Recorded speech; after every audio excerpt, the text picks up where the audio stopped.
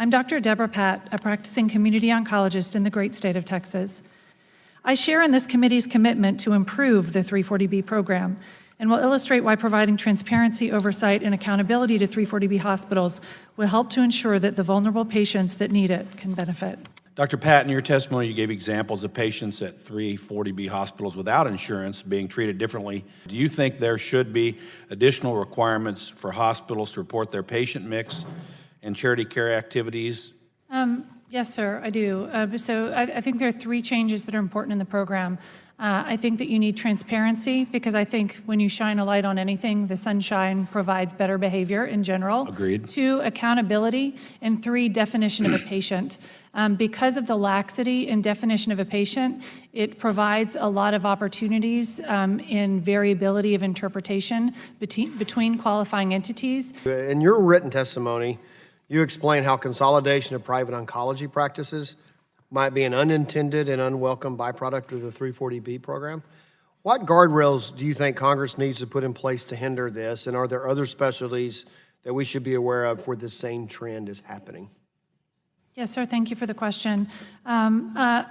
So I think that if you make 3 changes to the program, it will substantially enhance its integrity and change some of the misuses of the program and not promote consolidation.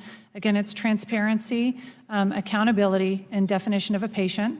I think that those 3 things will substantially diminish program use in ways that are not beneficial for patient care.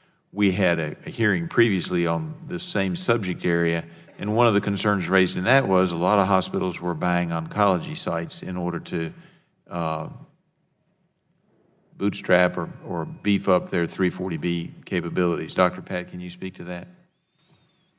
I can.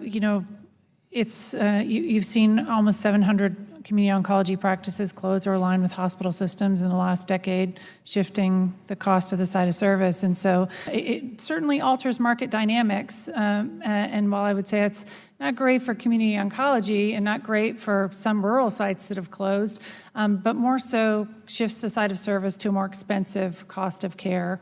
And so, we'd love to see some of that economic incentive be diminished over time. And I think that happens when you provide transparency, accountability, and appropriate patient identification, because then you know that you can show sunshine on that behavior that qualifying entities have, and then make sure that it's alignment and value add to underserved patients. And so I think that those are things that are in the best interest of healthcare in general. Dr. Patt, if I could go to you, you talked about some of your experiences. They were really frightening to hear of some of the patients who are having to wait and are being denied care. And I was just wondering, what can you suggest that we can do so that this doesn't happen? So that some of these examples, what can we do legislatively in Congress? So again, in my opinion, reform focuses around 3 issues: having transparency, accountability, and definition of a patient.